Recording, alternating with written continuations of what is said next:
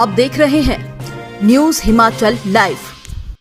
नमस्कार, स्वागत है आपका फटाफट खबरों में। आज का बुलेटिन आप देख रहे हैं सोनल ठाकुर के साथ।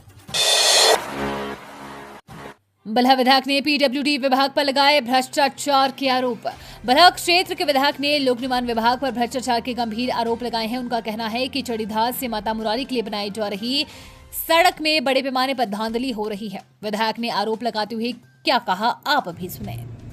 आज बहुत बड़ा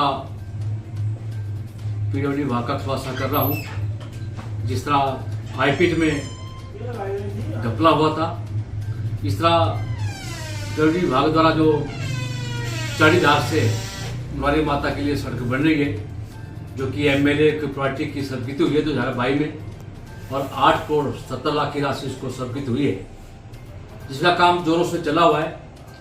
और जो सीमेंट है वो पत्थर बन चुका है, और सीमेंट जो है तोड़कर उस पत्थर को तोड़कर जो है उस डंगे पे ले जा रहा है।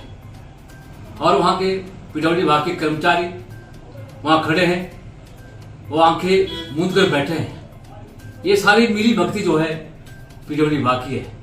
2 साल पहले जो सीमेंट आया था उसको लगाया जा रहा है। मेरा सीधा आरोप है कि उस कर्मचारी को जो वहां खड़ा है, और ठेकेदार का कोई व्यक्ति वहां नहीं था, सिर्फ लेबर लगी थी। और मैंने पूछा कि सीमेंट कहां से है, तो ये तो 2 साल पहले आया था और इसको हम तोड़कर लगा रहे हैं। लेकिन बाद में मुकर गया कि सीमेंट तो है, वो हमने ट्राली में रखा है। मतलब सीमेंट ट्राली में रखने के लिए नहीं होता है, जो लगाने के लिए होता है। जो मिक्सचर वहां लगी हुई थी, उस मिक्सचर को वहां से भगा दिया गया। वहां अगर देखा जाए तो उस मिक्सचर में जो किस तरह का मिलावट की जा रही थी, बड़ा चिंता का विषय है। बड़े शर्म की बात है कि बल में घपले या भ्रष्टाचार बढ़ता जा रहा है। जिस तरह आईपीच की मैंने बात कही, ऐसा पीडब्ल्यूडी विभाग में देखने को मिला है। और माता के नाम से सड़क बन रही है। कई वहां मंत्री आए, कई मुख्यमंत्री आए, घोषणा करके चले गए। लेकिन आज मैं माता रानी की कृपा से दूसरी बार विधायक बना हूं, और माता रानी की कृपा से सड़क भी बन रही है। लेकिन माता के नाम पर ये लोग, कांग्रेस के लोग जो है इसको भ्रष्टाचार को खत्म नहीं कर रहे हैं। तो माता रानी के आशीर्वाद से आज मैं दूसरी बार का विधायक हूं। लेकिन कांग्रेस, मैं चाहता हूं माता रानी को श्राप दे। और जो वहां कर्मचारी है वो कई बार ऐसे घपले कर चुका है, और मैंने अधिकारियों से बात की कि ऐसे कर्मचारियों को साइड पे ना खड़ा किया जाए। और 2 कर्मचारी वहां खड़े हैं, लेकिन जो सीमेंट है वो पत्थर है।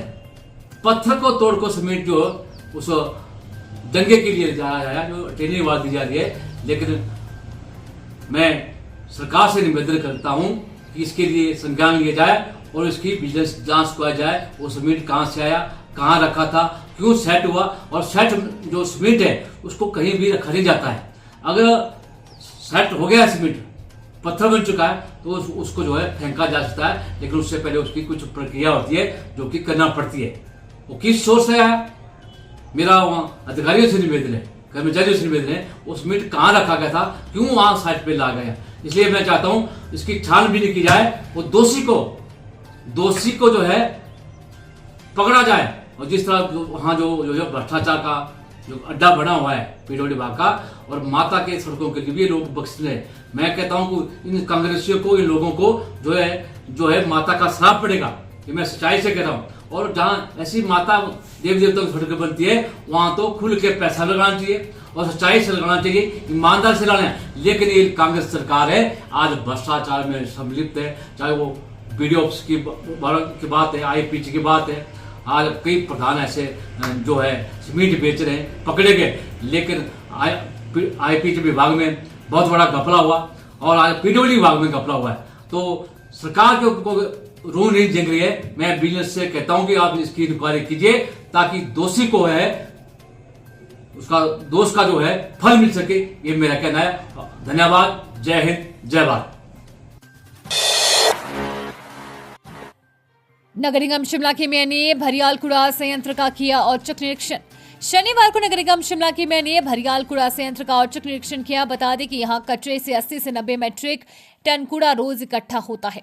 साथ ही फ्यूल बनाने के लिए इकट्ठा किए गए जंगल की चीड़ की पत्तियों का प्रयोग भी किया जाता है। जानकारी के लिए बता दें, शिवरात्रि के बाद नगर निगम शिमला द्वारा वन विभाग के अधिकारियों के साथ बैठक भी की जाएगी।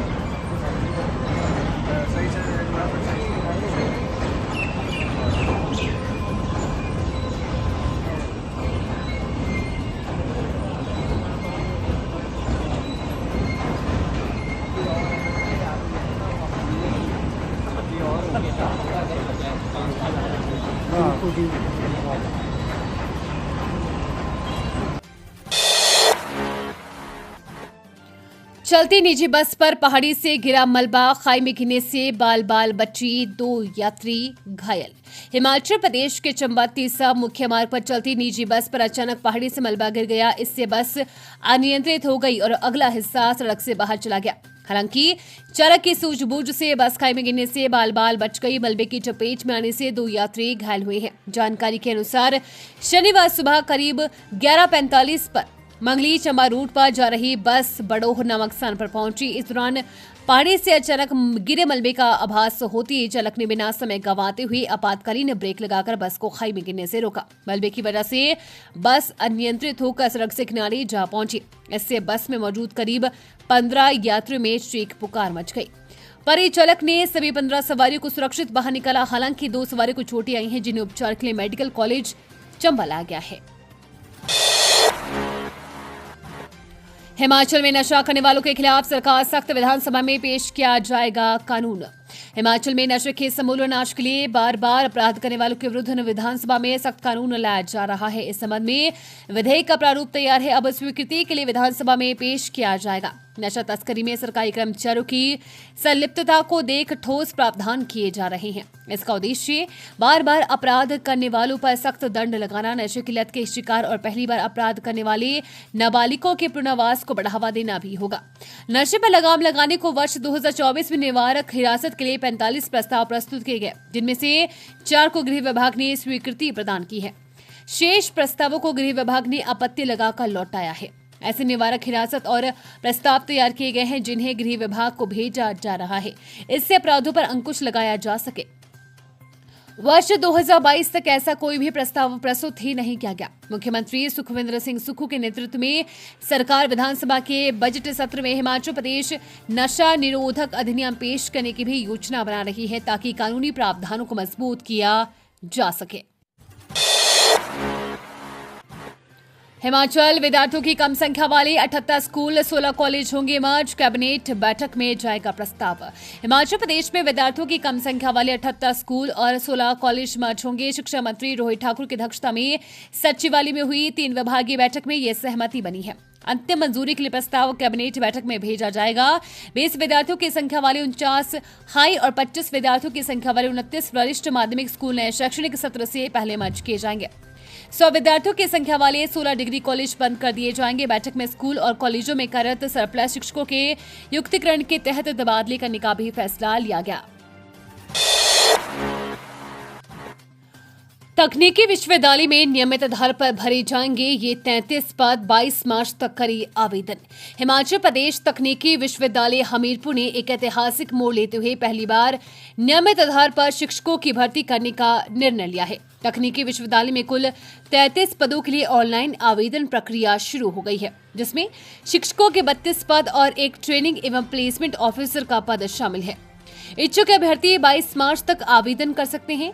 अब जहां तक विश्वविद्यालय में लगभग 35 शिक्षक गेस्ट फैकल्टी के रूप में कार्यरत है, वहीं इस बार 33 स्थायी पदों पर योग्य शिक्षकों का चयन किया जाएगा। इससे न केवल शिक्षण गुणवत्ता में सुधार होगा, बल्कि छात्रों को भी एक बेहतर शैक्षिक अनुभव मिलेगा।